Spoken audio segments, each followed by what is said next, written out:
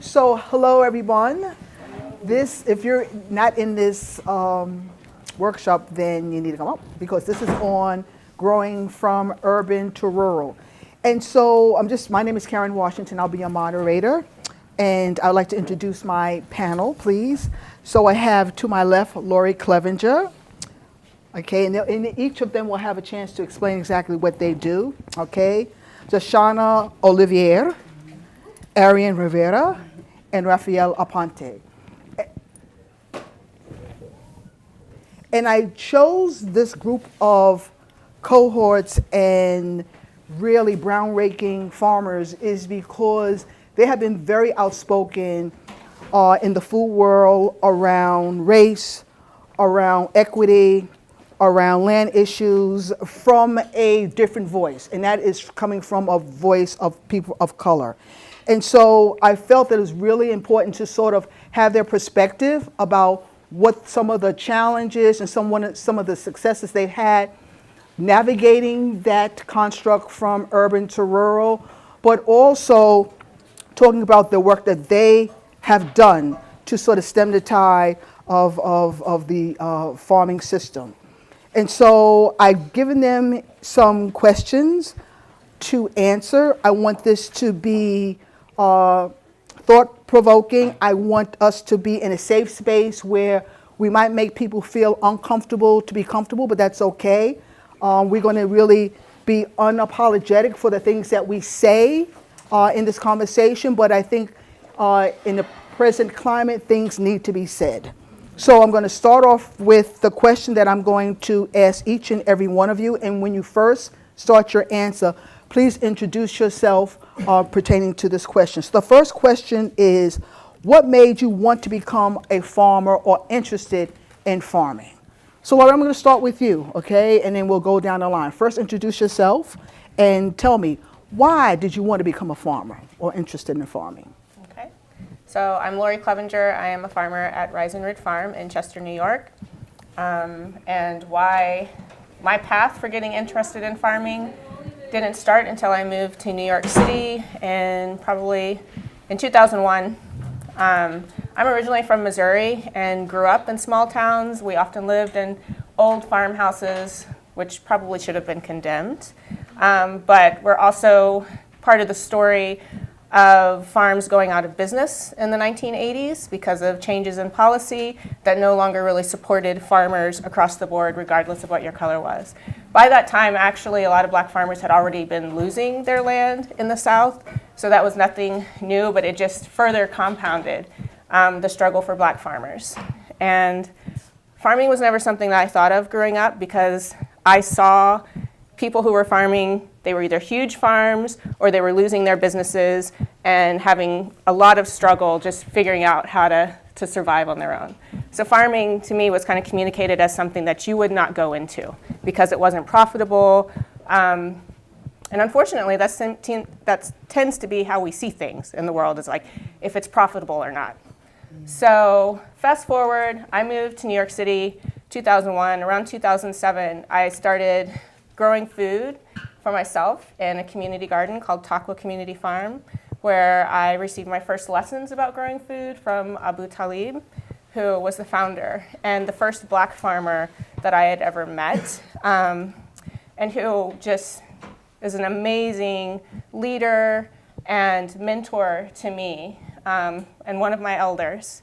And it was at that community garden that I started to reconnect with a sense of myself as a black woman in the United States, started to reconnect with the stories of black people in this country, because the history we are passed down, all of us actually, are passed down, is that black people were slaves. Just let that sit for a while.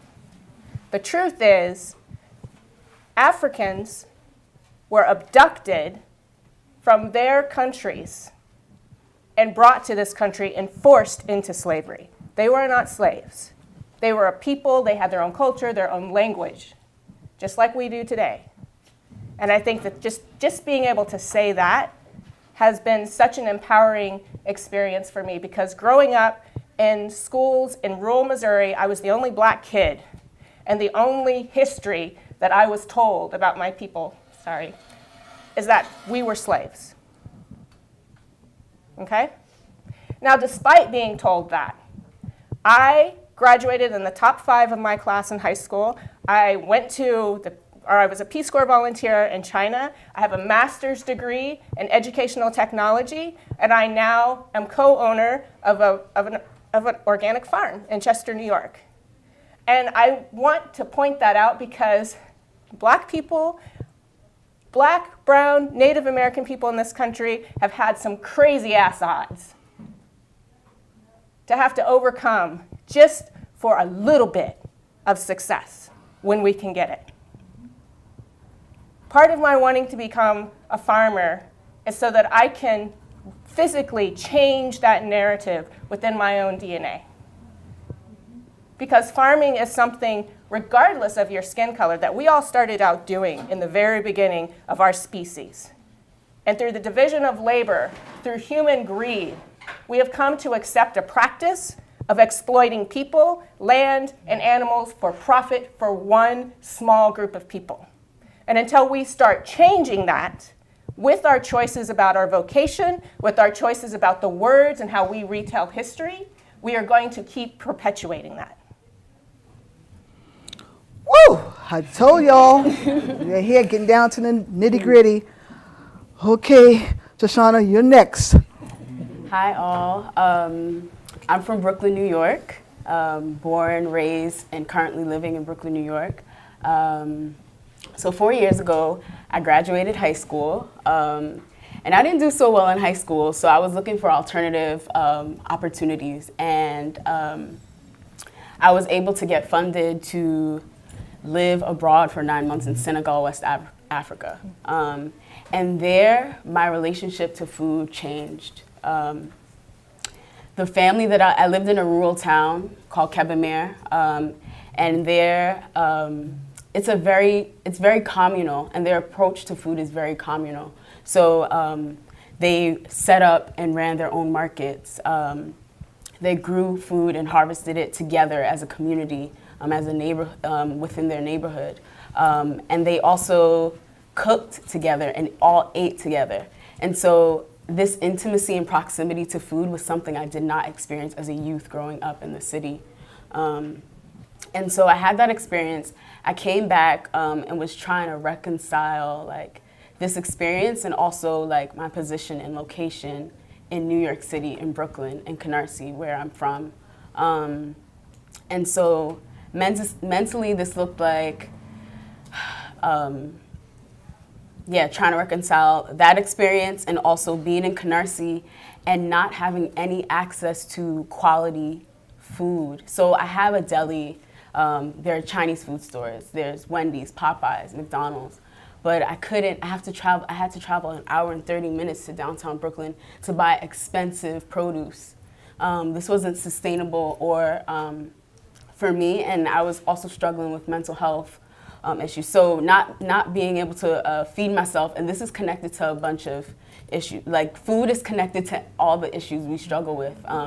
And so I also struggled with mental health and all of these, and an array of problems. And so in my struggle, one thing I did to cope was read. And so this book that I was reading called Parable of the Sower by Octavia Butler, amazing science fiction book.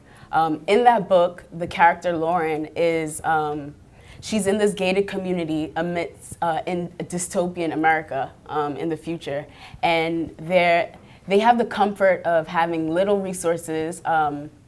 I say comfort because the outside world didn't have those resources.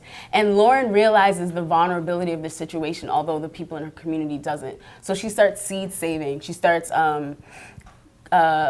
documenting knowledge from her father about food and all these things. And because she knows that another disaster is about to happen and it's going to put them in a position where they don't know how to survive.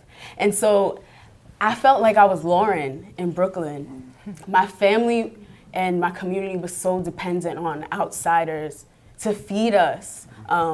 Didn't have access to quality healthcare, the hospital conditions and the education we were receiving, like as a youth transitioning from teenagehood to adulthood, I was in a very difficult time and was realizing I had to meet my basic needs and wasn't able to do so.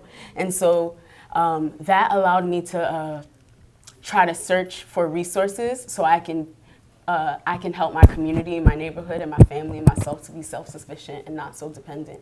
And so farming training programs are expensive, inaccessible to Black youth.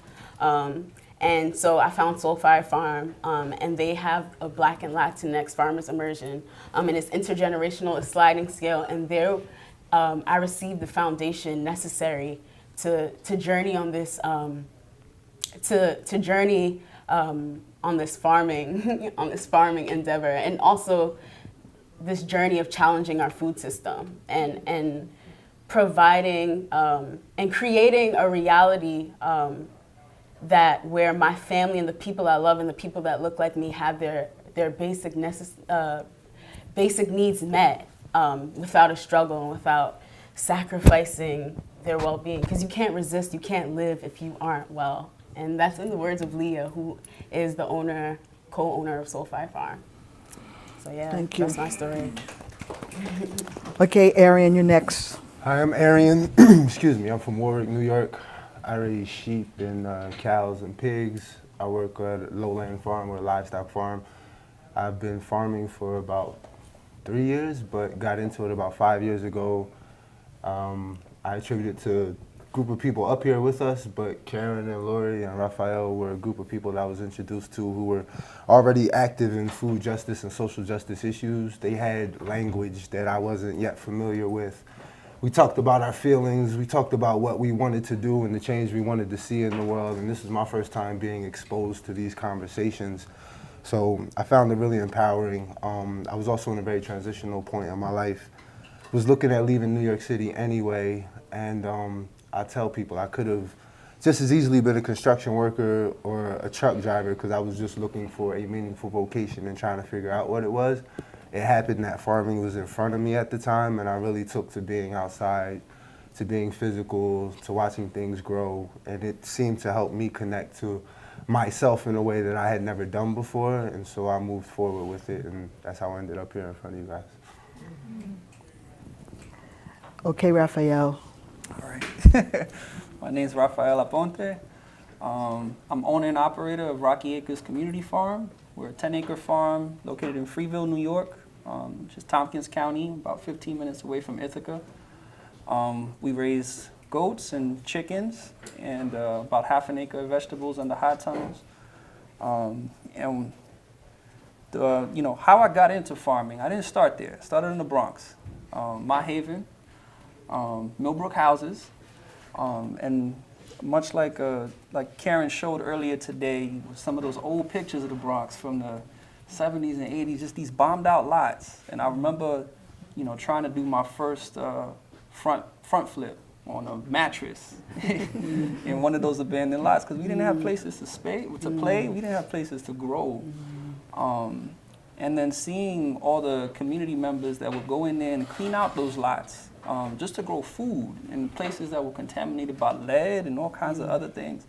I was telling my friend the other day, I remember one time we were playing together in one of these lots in the Bronx right across, it was by PS 43, it's like 136th Street, Brook Avenue. And we were playing like kids do. My mom let me go outside and play with him.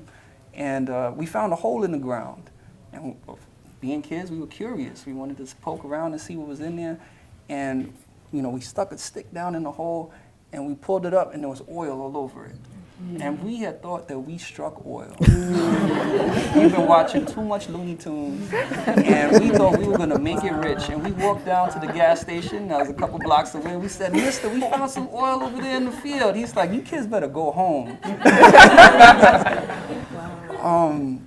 And it's those kind of experiences that really got me into farming. I'm not a back to the lander. I don't see myself in that way. I never got into farming because of the environmental impacts or because I wanted to be, have my fortress of solitude, my little home on the prairie. I really came to farming from a framework of justice and knowing that once I got a little older and I knew that that wasn't something that was supposed to happen to children. We weren't supposed to find oil in a field where we were playing. And then seeing all the health effects that were going in our community, just knowing that something had to get done and who was doing it. And then remembering all these hands that would pick out all these bricks from these lots and transform it into something beautiful where people played music, where there were flowers, where there were food. And then later on in life, I got into education, again, looking for that justice aspect and wanting to do more for the youth that were in the community. And then, again, the issue of food came up. We got, their school lunches suck. They kept telling us repeatedly, this is terrible, we won't eat this. This is all we got to eat. So wanting to learn more, I got into a farm school, NYC, trying to find a way. I was lacking knowledge of myself. So trying to find a way I could bring that back to the students. And went down another hole, per se, and ended up farming. So now we're up in Ithaca. We farm, it's me and my partner in Tompkins County. And currently I'm the only black owner-operator of a farm in Tompkins County. Now that's significant because that is the county that contains our land-grant university. So for them to not have any commercial producers of color, well, I shouldn't say that. There are 16 Latino farmers on the ag census on the roll. But I straddle both of those. I'm Afro-Latino. So it's just a way to honor all the work of my ancestors and honor all our ancestors. Anyone here who have an ancestor who has sustained themselves with farming, which is all of us. So this is how I got into farming. Thank you. I wanted also to bring up the next point when it comes to some of the challenges that we all have confronted when it came to farming and gardening, because if you look at some of the conferences and some of the workshops, sometimes we're the only person there. So sometimes people look at us as being tokens or gatekeepers, or the fact that this narrative around farming doesn't impact us. You mentioned something that was really, really evident, is that in New York State, we have over 55,000 white farmers. But if you look at the census, maybe 100, maybe it's up now, 150 are black. Less for Latinos and Latinas, and less for indigenous people here. And so what does that say about our food system? And so the question I want to ask each and every one of you is what are some of the challenges that you had to confront with and then overcome to get to where you are? And I say this because these are farmers here that are owners. These are farmers here that people come up and want to touch them because they've never seen a black farmer. They've never seen a black woman farmer. They've never seen a black male farmer. And so just talk about some of the obstacles that you have confronted, but then use it as a challenge to overcome. And so who wants to start with that? I can start. In this challenge of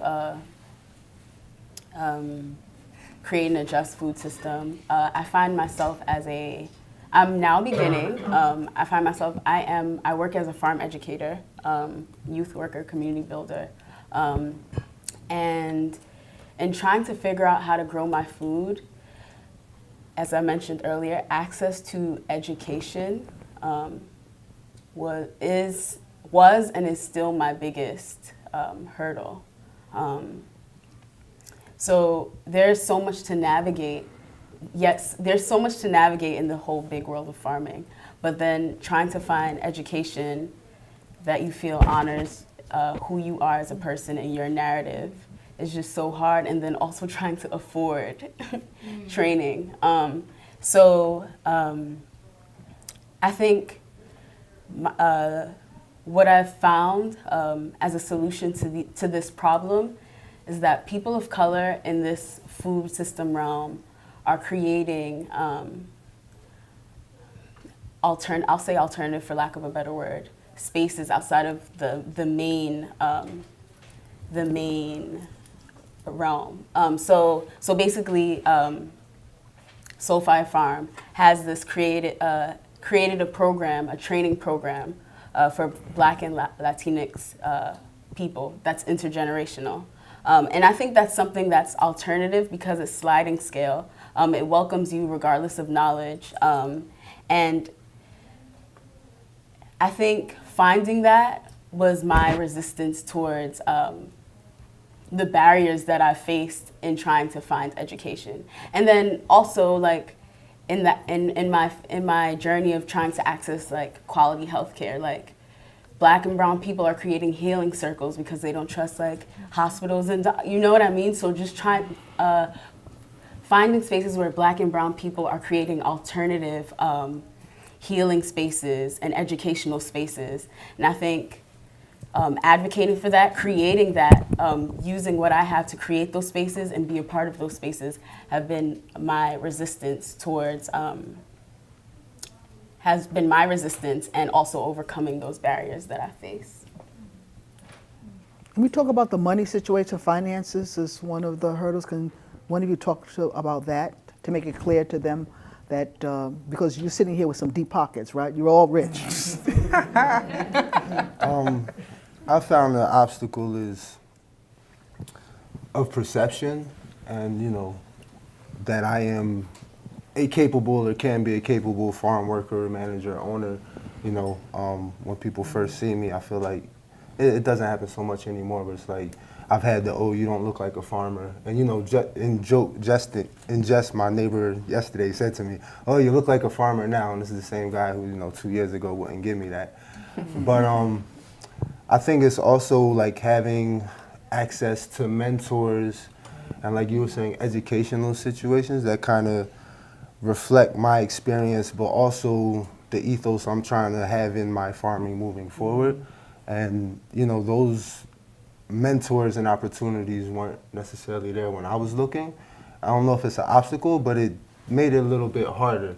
You know, I think especially here in the Northeast, you know, maybe with livestock, I do something very specific, but trying to find somebody who could teach me in a way that I felt good about was challenging. And then, like Karen was saying, making a living off of it and realizing that you're probably still going to end up with an off-the-farm job, which is, you know, where I'm at now, but having to do more to make ends meet and, you know, work twice as hard sometimes to what it seems like is just keep up with everybody else who's going to do their 9 to 5.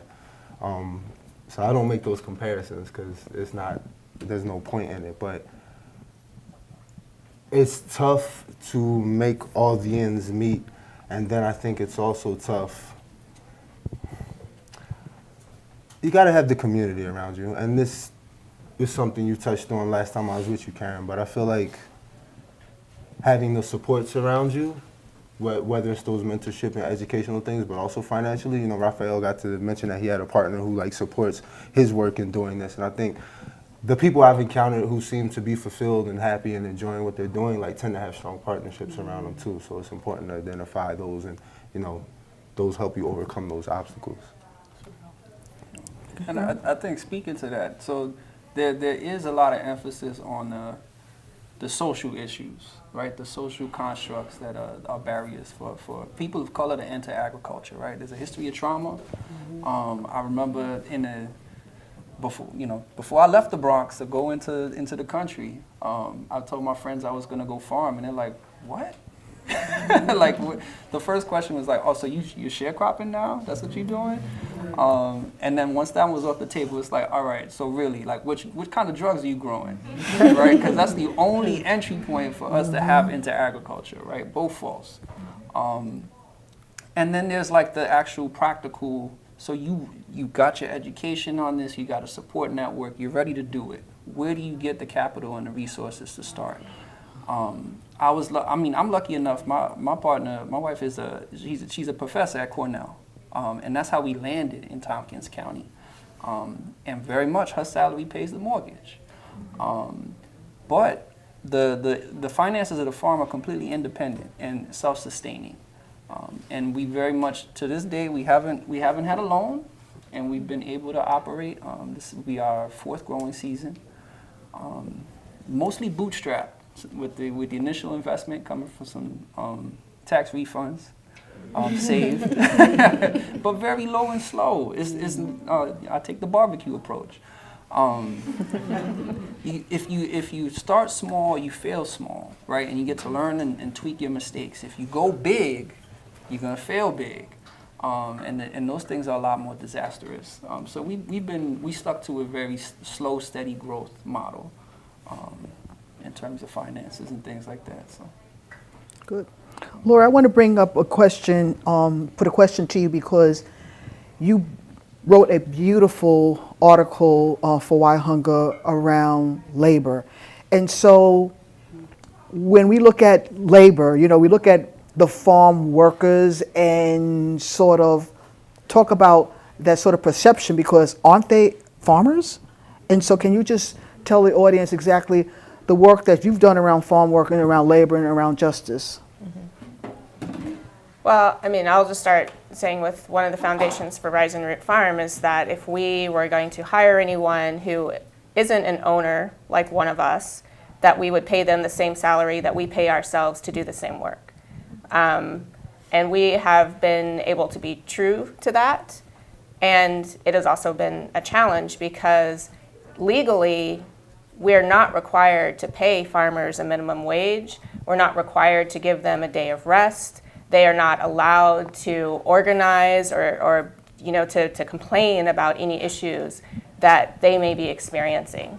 And so with our farm, we wanted to change that. We're not waiting for state and federal legislation to come into play to actually protect all farmers, whether they own the farm or whether they earn a salary from working on the farm. There shouldn't be a distinction between the two. And everyone should have their labor valued and protected regardless of what industry you work in. And that is simply not true for agricultural workers here in the United States. And when Karen brought up the statistics about there being something around 55,000 white farmers here in the state of New York, you also have to ask the question, that's a census for who owns those farms. It's not a census of who's actually doing the majority of the labor on those farms. So we need to think about that too. We need to read in between the lines of all the statistics, and understand what the circumstances are for people. And it's not a simple, let's just pay everybody living wages and all of that, because the farming industry has strategically been kept. The laws have not been passed for the simple reason that if we paid the people who do the work on the farm what they deserve, it would make the cost of food skyrocket. Part of the reason why the food would skyrocket is because food is seen as a commodity, and as most commodities, you're looking to be able to produce it at the cheapest method as possible. And with agriculture, that includes exploiting people, not paying them what they deserve to be paid for the work that they do. And I don't know how many, I was about to ask a question and then embarrass myself because I'm like, how many of you all are farmers at the Young Farmers Conference? So, Yes. but Ask the question. If we were speaking to a larger group, how many people do you know have tried out farming and have an understanding of the challenges, just on the physical level of the body that it takes for farming, let alone thinking through all of the ways to make it more efficient, to make it easier on the body so that you can last longer and do it and farm into your 70s and not be completely broken down at the end of that. People farm because they love to farm, and they should be allowed to do that. They should be not just allowed, they should be encouraged and supported to do that. And they should be valued for the service that they provide to all of us, because farmers are the reason why we all eat. So until we start really accepting all of us, talking to all of us as eaters, accepting the responsibility of supporting our farmers, we are agreeing to a system that continues to enslave people on various different levels. From the people who are working in the fields to grow and harvest the food, to the people who are working in the kitchens to create all these beautiful meals that we want to go out and treat ourselves to. Like, everyone along the food chain deserves to have not just a living wage, but a thriving wage. They deserve to have the right to be able to put money aside, to allow their children to have a choice of whether they want to continue as farmers or become the next great explorer. They should have that choice, and we should all be contributing to building a society where we value everyone's labor, regardless of what our expertise is. So I want to throw this out because time and time again on that point, people have been telling us, we need a seat at the table. We need a seat at the table. So I'm asking you all, do we really need a seat at the table? Is a seat at the table going to change the movement so that there's more equity in the work that we do? So I just want to throw that out because time and time again you hear it, a seat at the table. Do we need a seat at the table? Whose table? Right. My table, your table? Who set the table? Yeah. Like, where's the table Built the located? table. You know? Built the table. But you did say something, Karen. I'm more interested in equity than I'll ever be in equality because I feel like that's such a relative term and it shifts and it changes. Give me a slice of the pie. Like, let me have my piece and be accountable for that, to take care of it and to watch it go and to multiply and to steward. That's what I want, way more than conversations around diversity or, having me present in the room for the sake of having a brown person present in the room. Like, I need a farm to go home to, and like Laurie was saying, I also need the option of, knowing that generationally this is going to be safe. The work that I did will somehow continue on as a farm, even if, my children opt not to go into farming themselves. But equity, a piece of the pie, not talking about these high-minded ideals around equality. What do you want, Rafael? What do you want? I think we need a framework for justice with that. It's this whole idea behind people have pushed equality before, and now we have a greater understanding the power relationships that are present and why equity is important. And I think so many times we're pushed to an absolute. It's an absolute justice framework. It's either the utopia or business as usual. It doesn't have to be that way. There are all different kinds of, there's reparative justice, there's relative justice, there's subjective justice. Just get some justice on the table. That's the thing that needs to go on the table. So if I'm not invited to the table for the sake of justice, if we're not ready to not only have a conversation, but act on it and eat at this proverbial table, then I don't want to be there. I don't think that it needs to be present. Jahshana, Laurie, you want to chime in on that? About the table of being asked to be at the table?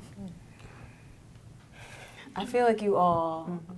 Can I piggyback on justice, though? Yeah, definitely. Economic Bring it up. justice. Because as he said justice 5 times right there, kept hitting me. Like, real justice is economic justice. Like, I feel like, and it's a shame that in this current context it's been boiled down to that. Like, people care about how much money you have or how much of the market you can move. But I feel like that equity will come with knowing that there will be economic repercussions and consequences to continuing to oppress or not allow equal opportunity to this group of people. I feel like if there's some economic weight behind it, then that helps move the ball forward a little bit. I mean, come on, let's talk about the tax bill. I mean, it should be criminal. People should be put in prison to do the kind of manipulating of data and information to create a situation that's going to create even more poverty for people.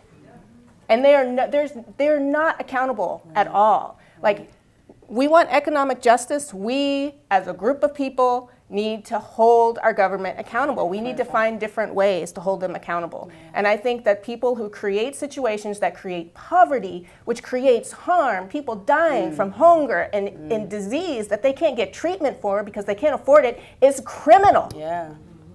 It's absolutely criminal. And we need something to be happening around that. We need a new paradigm that switches accepting exploitation of people and land and animals as something that's okay, that's just part of business. That's not acceptable. We cannot accept that anymore. We have to change that mind frame. We have to hold people accountable, and we have to like start taking people's bank accounts away. Like, if you are going to create policies like that, you are irresponsible. You don't deserve to have all of that money, because God knows you didn't earn it. Somebody else under you did. That's the reality of our economic system right now. And until we really start talking about that and start talking about how we're going to, and not talking, acting and creating those changes, it's not going to happen.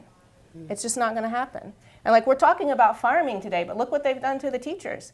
Teachers who are pulling out of their own pockets to buy the resources that the schools can't provide to them because the taxes, again, have already been cut for public schools, are now being taxed on that. They can't write it off anymore.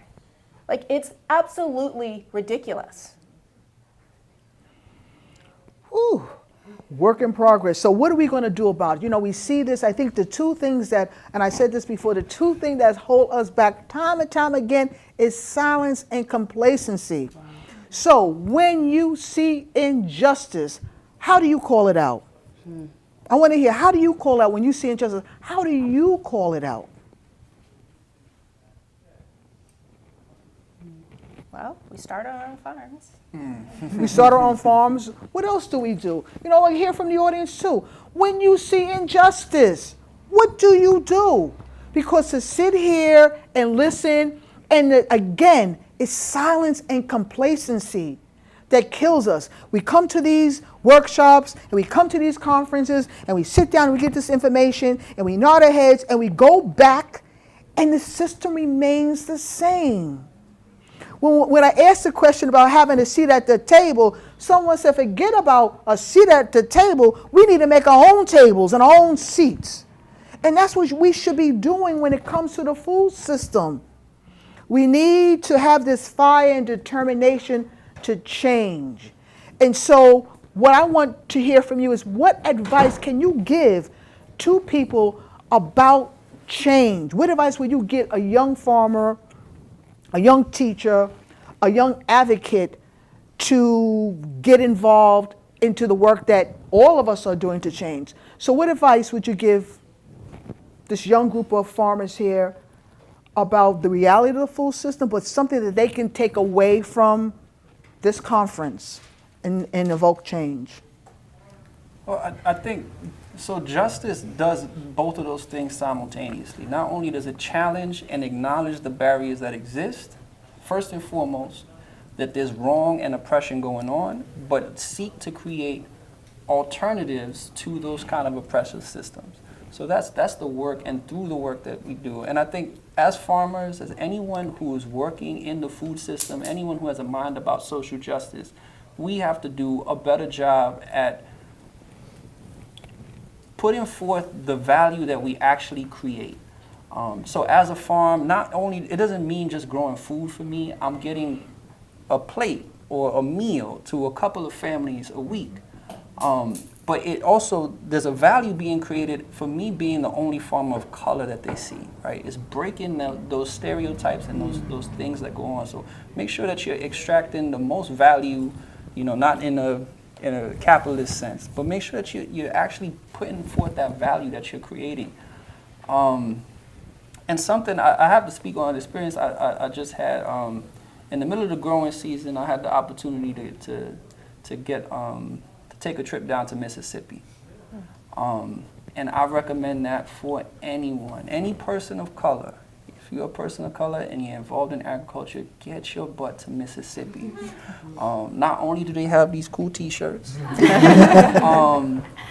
but it was completely life-changing, and you understand the full context of what the extractive nature of American agriculture has been. When you're sitting there, I went all the way to the Mississippi Delta, and I got to go to Money, Mississippi, where Emmett Till was killed. Mm-hmm. And then to see right across that, the banks where those crimes took place, and then see hundreds of acres of cotton, and understand that people were in the sweltering heat working in those things for capital, and to understand those things. And then if you are a white person, if you have a white identity, get your ass to Mississippi still, because I learned so much. I also got to visit the grave of Fannie Lou Hamer and see all the work that she had done, and then see the white allies who came down, and they were trying to organize voters. They went down to Mississippi and they said, the issue that we need to work on, we need to organize you guys behind the vote, only to hear the communities of color down there say, we need to eat.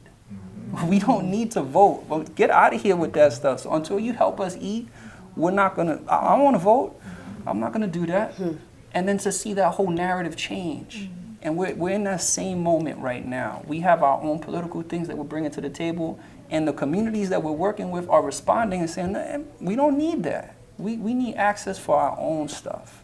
Whether that's the environmental movement, whether it's an economic justice movement, the sustainability movement, we need to combine that with the real lived experience of people on the ground. And it changes completely. And those people caught hell for it. You know, there was dynamite thrown at their homes, right? And to understand the severity of that, they put themselves on the line. And then to see that and come back and realize that I'm sitting in, it's a blue county, but the rest of New York State is very red. And I gotta tell you, the first time that I experienced hunting season, as the only person of color on the block, that's an interesting experience, right? I got myself an orange hoodie, the hat, the whole nine. So just, if something happened, people knew it was on purpose. But those same sentiments and that danger, those elements are still there. So we got a lot of work to do. So that's my 2 cents. So can I ask a question? Sure. So obviously I'm an older white woman, and I worked more in the, I guess what you'd call it, the white agricultural establishment. I worked for a USDA grant program. I've worked in other agricultural capacities at land-grant university. So I love hearing from your perspective, what kind of changes or what different ways of communicating, behaving, would you like to see from kind of the ag establishment? Because I think that it's great and it's powerful, this creating your own community, but I also think there's, when you talk about access to education, I recognize that it hasn't been accessible. What can kind of the ag establishment, if anything, do to kind of foster the types of changes you're trying to accomplish? How can, I know it's talking about building a new table, but how could the establishment, so to speak, be more open and widen that welcome, I guess, to more people? In my experience, the farm school program that's been referenced a few times was initially funded by the USDA's Beginning Farmer and Rancher grants. And so that was money that I think when it was put into the right hands with a good framework and, solid people to run the program, that work had a real impact. Like you talking to 3 people up here now who did come through that program. So that was real. But I think to extend that effort to maybe open up those opportunities to a wider audience, because I think there are a whole lot of people who can benefit from the vocation of agriculture for a lot of different reasons, whether it's from healing from their own traumas or looking for an opportunity to leave their current city life. But I think there's a whole lot of people who, I had the experience of encountering some of them in the South Bronx who are driving trucks and working as butchers in cold rooms and doing really hard, grueling work anyway on a daily basis. They would welcome the opportunity to have a piece of land to manage and to be responsible for and to come home to a quiet house in the evenings. So I think that there needs to be more conversation around finding those audiences too, people who are already used to doing a hard day's work and seeing if there may be some way to transition them or at least give them the opportunity to explore opportunities in agriculture. And I would say, even as an indicator, does the programs and the services that are currently administered in the county that you're serving reflect the demographics? Right. Sure. Yeah, Right. that's an And important question. most I of think the- it's something that's challenging for, yeah. Most of the time, the answer is no, unfortunately. And I think, through programs, the traditional one like 4-H, right? There's many pathways for youth in education and agriculture that can be made. I'm also working in an off-the-farm job. I'm director of the Youth Farm Project, and that's our principal activity. We're teaching food, and that's its own nonprofit entity. That's not on a federal level. Those federal dollars should be funding programs like that. We're studying food systems, we're studying food justice, and we're giving youth labor experience, work experience on a farm, farm-based education. There's so many pathways. So it's kind of interesting when you said the programs reflect the demographics, because it's kind of a two-edged sword, because you already pointed out you're the only person of color farming in Tompkins County, so it's sort of like a challenge within a challenge. How do you change the demographics, plus also, make sure you're serving. But So however, that's not the demographics of Tompkins County. I just want to be clear. Right, There but are in terms people. of the farming demographics. Yes, Yeah, the that's what farming I mean. demographics do Yeah. look like that. Yeah, but so let's get to the point Right. about why that is. Yes. So, I mean, I grew up in Missouri. In my classroom, I was called a nigger. On the yellow school bus that took me to school, I was called a nigger several times. Going to the video store to return videos, called a nigger, told I wasn't welcomed in that space. I left my home state that I do dearly love, but I left it because I didn't feel welcome. So how can you imagine, I mean, even for me to move an hour and 15 minutes just north of New York City to start farming in Chester, New York, scared the daylights out of me. I went through, the first year farming there was such an emotional, it was pretty traumatic for me, because all of my memories of my youth growing up in Missouri and the isolation that I felt, the fear that someone was either going to verbally or potentially even physically attack me just because of the color of my skin. So now I ask you, why do you think that there are mostly white farmers in the state of New York?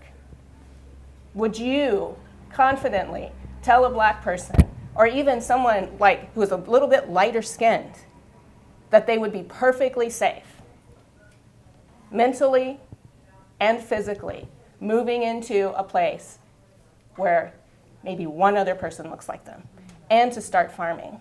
Farming, as we started out the conversation, has historically been an exploitative practice, and most of the exploitation has happened to people of color. When Europeans first started coming to this country, they enslaved the Native American people, forcing them to grow food. I know we have the Thanksgiving Day, we all know that story that's only one side of the story, and it was manipulated. Until we start acknowledging the truth around the foundations and the values upon which agriculture in this country was built upon, we are not going to see an increase in black and brown farmers the way we would like to, in ways that would really be able to serve populations, in ways that we would see more young black and brown youth feeling comfortable saying, I want to grow up and be a farmer because I enjoy being outside, because I enjoy the science of learning about soil, because I enjoy learning about insects.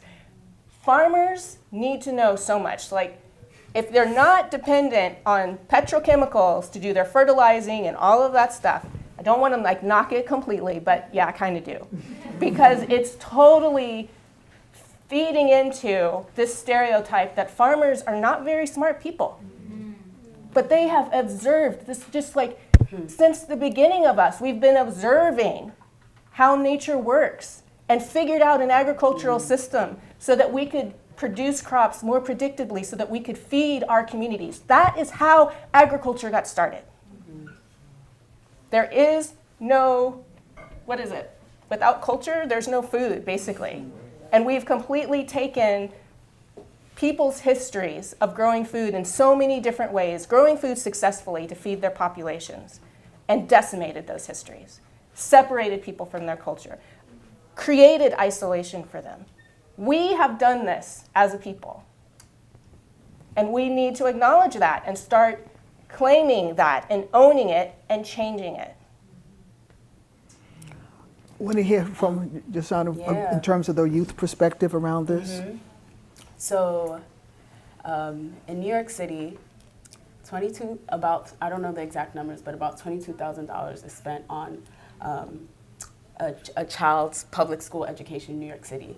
and $270,000 is spent on one 16-year-old inmate in Rikers Island. And so, and the number is probably higher, but what does this mean? Like Rafael mentioned, a lot of the education that happens around agriculture happens in the nonprofit world.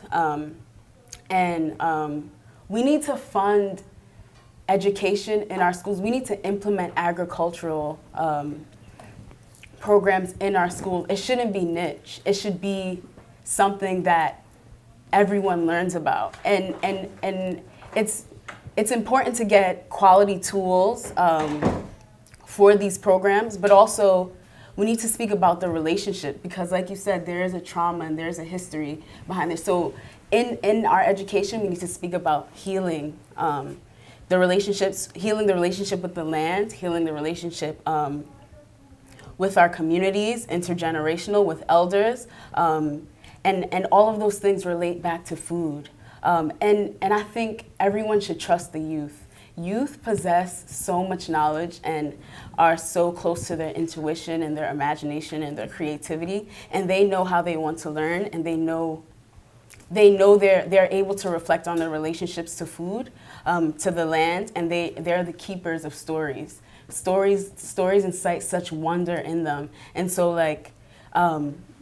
so they can listen to family histories and use that to inform how they navigate their food journey. So we need to fund education, and we need quality curriculum implemented in all of our schools. All that money going to incarcerated youth who are hurting, who are there because of pain and trauma, and their communities are underfunded and filled with violence.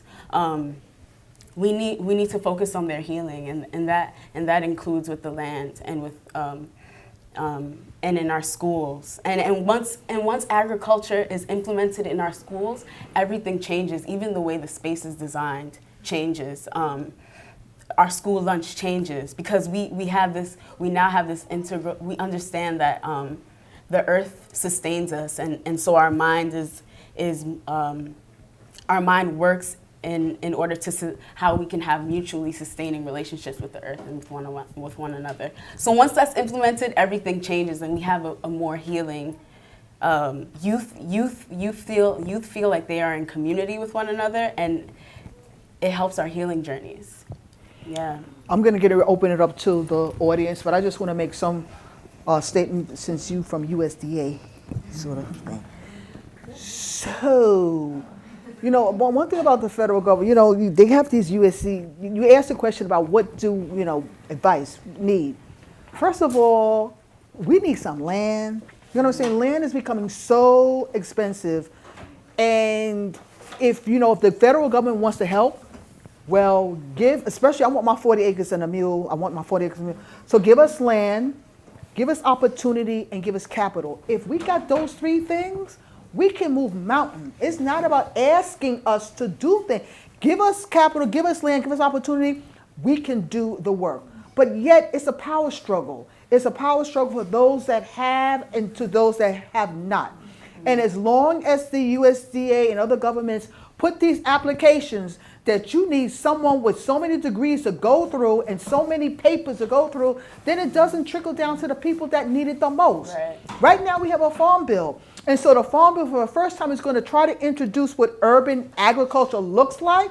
And you look at that farm bill, initially it's talking about, yes, urban agriculture, but urban agriculture, commercial urban agriculture. And as soon as you mention commercial urban agriculture, you're talking about people who are making money in high places. Because the people that are doing the work on the ground, they are not making money per se for themselves, but for their community. And so how do you involve and how do you say language in such a way? Because that was a subliminal message when they did commercial agriculture. That means people on rooftops, people who have greenhouses, and people who are making billions of dollars already. So how are you going to really influence the food system if you're taking something that we have been doing all our lives and all of a sudden tweak it in such a way that, we're doing urban agriculture, but we're going to put it commercial so that it doesn't trickle down. And so I tell organizations, I tell grants, it's about the language that you use in such a way to make sure that it's inclusive, that people have opportunity to go after those grants, go after that money. And it's not always about loan. Right now in New York City, we have this this organization, from USDA, that this person is positioned to give us loans. Loans mean you got to pay it back. Yeah. Don't give us loans, give us grants, give us money, because he's having a hard time going in throughout New York City trying to sign up people for loans. Because loans mean, well, you got to pay it back. Oh, the interest rate is low, forget it. You still got to pay it back. Right. So take that loan and shove it and give us some grants. And give us some grants. So I'm going to open it up because not only, this is a conversation that we all need to have. I have these experts here because for the first time, I want people to see what black intelligence looks like. Yes. What black farmers look like. What black farmers, educators, and youth that have a voice, that can be part of the food system. For so long, we have gone to conferences. And every time we walk in the door, what do? We count on our fingers how many people look like us. But yet we go to agricultural conferences where they're talking about sustainable food system. And the thing about, how can you talk about sustainable food system if there's one or two of us that look like us in the conversation? And so this workshop was intentional to bring those underlying discomforts that we often have. And when you sit down and you look around and you don't see people that look like us, then it's up to you to say something. What is it that brings in a homogenized group of people together and you don't question the fact that we're the black people, we're the brown people, we're the LGBTQ people that need to be here to be part of a system that we are all trying to change. Yeah. And so now we're going to open up the questions and open up to such a way to find how we can do some solutions to some of the questions that were posed to this give them a hand, this great group of people that were on stage today. So make their questions relevant and also make it so that we can get down to the nitty gritty, but also have a conversation to move us forward. Questions? Yes. All right. So introduce yourself. My name is Nancy Ortiz Surun, and I'm a Latina urban farmer from the South Bronx, a co-founder of La Finca del Sur South Bronx Farmers. And I am so proud that all these folks are representing my home, and I'm so proud of all your stories and everything you shared here. I have been lately on a mission to talk to, especially Latino farmers, because I think it's even harder for me sometimes to find somebody that speaks Spanish, when it comes to these conferences. And, Latinos, from the cities, tend to move a little more easily between worlds, but there are Latino farmers up in these places up here in rural Pennsylvania, in rural Louisiana, but, there's not a connection. And when you were speaking, I thought about conversations with them where there is a fear. There is a fear of sharing the knowledge. Yeah. I asked them because I work with so many youth at my farm, and the biggest thrill is going to a place like Rise and Root for like a Saturday work day. And places like the New York Botanical Garden work so hard to accumulate these funds for this special trip. And when they go there and they see what's going on, it's amazing to them. And if I were to suggest something of what could be done with USDA, money and huge entities like this, is make this a mandatory part of every child's education. Right. That there should be money for them to visit, farmers of color, farmers of your state, farmers that speak your language, And my question to you is, do you see like a possibility or an opening? Because part of the thing you were saying, Laurie, about the social is the dialogue. What do? We don't have enough dialogue. There is not, everybody talks and, it's, talk is the beginning of something, but, confronting institutions, confronting politicians, confronting, oppressive systems, requires, dialogue, true coming together, but then, an ability to take action, an ability to know how to, source that, whatever it is that's going to move this along. So, I just want to know if there's a dialogue among upstate farmers, especially people that have moved from the city, about how to systematically, expose women who have been victims of violence, youth, side skirting this horrible issue of, incarceration. Is there anything in the works? Is there anything that we can do, as allies? I'm speaking for the Bronx, but, all of us. Well, actually, Karen and I were part of a meeting that was hosted by Wild Seed, which is another people of color-owned farm, and Leah from Soulfire Farm and her sister actually co-facilitated a meeting for Black and brown farmers in our area in the Hudson Valley. Actually, it wasn't limited to the Hudson Valley, but the Northeast. And so we were talking exactly about that, is like, what are our needs and how are we going to come together to meet them based on the resources that already exist within our own communities. And one of those things that came up was developing a curriculum, or like establishing a system where people could move from urban settings and have a positive, nurturing, re-narrative forming connection to farming.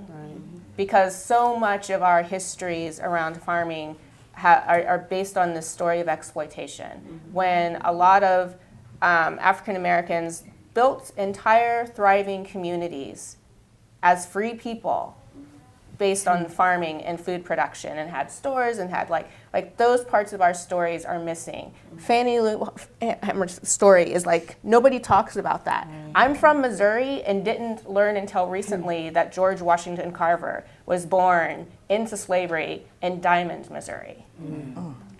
So much of the beauty of our history, despite the violence that we were brought into in this country, is not told. How we survived it, the thriving communities that we built, and I'm sure it's true of every single group of color, people of color in this country. But those stories are really just, they've been intentionally put down and not shared. And not shared, and then especially these farmers who are not English proficient, but have all this knowledge. And I've been talking to them, and my mission is that we are going to get some of these places opened up, and I'm already making headway with the farmers at the farmers markets and whatever. But, just not, having this fear that I've got to keep this to myself. I'm the only one doing this where I live, and these are my secrets and whatever. I said, but children have to know. People have to know. We have to share in this work because, future generations. I just want to ask, is it a fear of sharing their stories, or a fear of, because of being... Of losing, of having competition and whatever, not, so we're talking about cooperative economics here, but I'm telling you, these farmers that I speak to are even, because of the lack of English, but then, maybe having, some sort of a coalition where we can include more people that can, reach the linguistic need, to be able to bring everybody into this dialogue, because I think that separates a lot. So. Nancy, we've got an undocumented employee who works with us, but then, his sons are documented, and so they come and work on the farm pretty regularly. Right. But, talking to them about if they would consider a career in agriculture, and it's still more appealing for them to go get a warehouse job and come, pick up a day here, a day there, than to consider come doing this work that they're pretty good at and could grow into as young men into, really proficient practitioners years down the road if they decided to. But there's a hesitancy there, and I think it's around feeling like I could never own this, or if I did, it would be taken away from me. And this is me speculating. But this is what I get from the conversations with them. It's like, no, I'm gonna go get that job. I know how to do all this, and I'll help out if Dad needs help, but I'm going to go get that job. And, I'd like to take the conversation forward with them, because even in terms of finding my community and who I want to work with, like, those two young men would be at the top of the list, but it's convincing them that it's worth getting into this and us really making a go at trying to farm communally and support each other and, buy this farm and have a business. So. Thank you, Arian. And I think that if those two young men could mentor youth that, could come to visit, rural farms that are being stewarded by people of color or owned by people of color, then you know what? Then that might change the thinking for them as well. Because it's, I mean, and it's not about converting everybody, but it's just offering the opportunity, creating this larger. I just want to get, you have something, because I want to get another question. Go ahead, Yeah, I Sylvia. just wanted to add to that, just for the context that I'm in. So in Tompkins County, I think like Arian was saying, to do farming is hard work. But then to be a farmer of color and then be socially conscious and active in the issues is even more tiring. Like that makes me more tired than being out in the field. And so you name it, I have no other choice but to act on it. So most of the prisons where folks are taken from in New York City end up right near me. There's a bunch of facilities right next to us, and then working and trying to figure out how can we provide educational opportunities, through agriculture to get these folks back to being human or considered human by society. And then doing that same kind of work in the schools, right?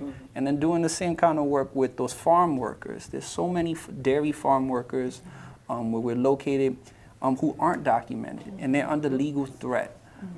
Just showing face, coming out to a birthday party for their sons or daughters, it has to all be done covertly because they're under real risk. Not to mention the hostile culture that is there. Literally people telling them, go home. Right. And they're not talking about to their house, So it's the multiplication of all those different things. And it's really us as a people, as citizens, what is it us or is it them? Or are we us, right? I don't know how else to say that, but. Take another question. Also, I just want to add, just to sort of think about it, why are they the farm workers and not the farmers? Just want to put it out there. Think about it. Aren't they farmers? But yet we call them farm workers. So let's start thinking about how we label people, how we label what the farmer is, what the farm worker, because in essence, aren't they farmers? They should be called farmers instead of farm workers. Are there any other questions? Yes. I have an idea. I think that part of the problems in all of this is visualizing who's growing our food, and what if the USDA took some responsibility for showing the inequities, naming, or USDA, anybody in New York State's naming X black and brown farmers in New York State, trying to put a face on this so that it was more visible. Do you think that there's some kind of role that media could play? Some kind of awareness campaign. I love New York. I love New York's black and brown farmers. Something. I've thought. I'm sorry. Go ahead, go. So there is a role that the media plays already in creating narratives around many different things. And I think USDA is a platform, and I think they should fund programs where fair narratives are generated and can be created amongst the people who experience these things. And I don't think that they should continue creating a narrative that suits their needs and intentions, because they can use our experiences but warp it to fit their intentions. And so funding programs that create spaces where people who are deeply impacted by these issues come and are able to be validated, recognized, and valued for their experiences and their point of views, regardless of regardless of their education, their economic status, is what is important. And then having the platform and necessary tools and education to get that narrative out there and to have a stake and a place in the media. So that's media, and USDA taking a role in media and funding that, but also who's informing that media. We need the people to inform that and to share their narratives. Can I just share one Yeah, thing sure. about? So, the problem with I don't trust them, right? we are so much more than the Pitford case, right? Mm-hmm. But we have to understand what that meant, right? So this proved that there has been historical discrimination against people of color black farmers by the USDA. Right. And there's been an effort for some kind of justice to go forward, and there was a settlement. However, what did not happen was not one person from the USDA was fired for discrimination. So how could you, at the same, pay out with one hand and then hide everyone else behind the curtain? That's not justice. So I don't trust What's going to change? Like the next time around, what's going to make sure that that money is dispersed equally and fairly the way it should be? And if I could speak to the media point real quick, I think it's important that I really have started to learn about storytelling and choosing how we describe our own experience. You know, and I think there's a certain conventional idea of American agriculture and, you know, twangy banjos and riding on the back of tractors and things of that sort. And it's like, I like hip hop music. Like, that's what I listen to when I'm working outside. I'll dance when I got my earbuds in. Like, I nod my head, you know, like, that's my culture, and it fits on a farm. And I think that there should be space for that, and there should be a narrative in a video with me doing my thing. I love Rafa. He took the Kanye album and put the life of, and it was you walking with some goats or something, with, like with a hip hop subtitle. And I'm like, yes, because that's what I do. That's what I do when I'm not farming, is I'm still Aryan. It's just, you know, this can go together in this way too. And so I think it's kind of disconnecting from that old idea of, you know, the American Gothic pitchfork and super rigid. And no, I'm not him. I will never be him. But I'm still a I'm becoming. I want to stay humble, but I'm becoming a decent farmer, you know? And just because I don't fit into that description or that narrative that was told, there's still room for me here. And talking about what I'm doing and how I'm experiencing it and how he's experiencing it and how she's experiencing it, other people will see us and be like, oh, that doesn't look so bad. I might want to go do that. You have a Can question? I add one Yeah. thing? You guys have all mentioned Leah Penniman. She's writing a book called Farming While Black. And I think everyone in this room should take a look at what Leah's written and has done in terms of changing agriculture for everyone, but especially for Black and brown people. And look for her book, Farming While Black. Chris? Peace and thank you. Most importantly, I was going to say, I don't trust the USDA because they have been proven not to be the shining hope for Black farmers. My question is, that being said, what markets are we as Black farmers looking to build, and how are we going to build those markets, regardless of what grant comes in, regardless of what loan comes in? Because grants and loans did not build communities that were self-sustaining, that existed. Yeah. So, what's that next step, other than talking? Because nobody up there is just talking. I'm asking. I want to share something. So my family's from Trinidad and Tobago, and a lot of Caribbean and African people have a lot of ways outside of the system to live and sustain and to thrive. And so one thing that comes to mind is something called susus. And yeah, I see some head shakes. And some, yeah. So we set a number, say $10,000 or $1,000, and everyone gives up that money. And so money is circulating to everyone, and we're all putting in money. And the same could be done for resources and bartering skills. Like we have these markets. We just need to trust in them again. The systems that we're living in has threatened them, yes, but we need to trust in that wisdom and that in our histories, because they've always been there. Can I give an example too? So something that we do on our farm, and it seems odd to all the rest of the farmers, we don't do farmers markets. We've never done a farmers market. We do direct marketing to our customers. And by doing that, we are accountable to them and what they want. So, you know, before we ever put a seed in the ground, I make sure that folks, that's what they want to eat. We raise goats. Before getting to Tompkins County, I didn't know how to raise a goat. The farthest I've gone to animal husbandry had been poultry.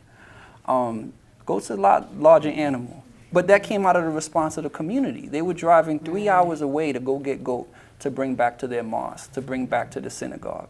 they were driving, you know, and then bringing large quantities. So I was like, why, if I did this locally, would you buy it from me? Sure enough, that was our first enterprise. Then from that came our egg share. So we heard from our customers that said, we don't have time to get down to the farmer's market. The farmer's market is just one type of intervention into our economy, and it doesn't work for some people. We gotta understand that. And neither does the CSA share, right? Let's be clear, the CSA share is mostly a middle class intervention. So for folks who are on the bottom, that's not something that's attractive to them. They have to put up a whole bunch of money up front. It's a lot of risk. They can't throw any food out. You just put in your week's or your month worth of grocery budget into one box. You're gonna try and eat everything, even if you never ate it before. So we do something called the harvest box, which is mostly a consumer-based CSA-like share. So it's $12. You get 5 to 8 pounds of food, and you pick what you want, and you tell us what you want us to grow, and then we bring it directly to you. So our main clientele has been folks who can't get to the farmers market. So it's been elders and seniors. So we go directly to the senior housing in Ithaca, and they have their own pop-up market, you know, and it serves them. But we don't participate in farmers market. You know, we lose the sense of community that it is to stand shoulder to shoulder with folks at the market. But we understand that it's not a solution for everyone. So I was told that time's up. I just want everyone to give a round of applause to our panel.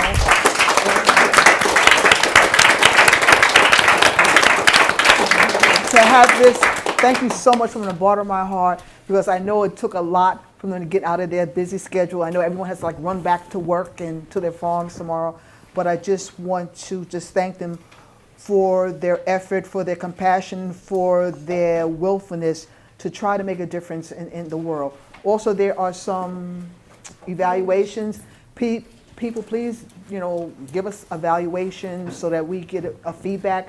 So maybe next year we can continue to have a conversation and continue to see more people of color running workshops and having their own voices be heard. So thank you so much, and have a great day, and enjoy the rest of the conference. And they'll be around for a few minutes if you want to talk. But thank you.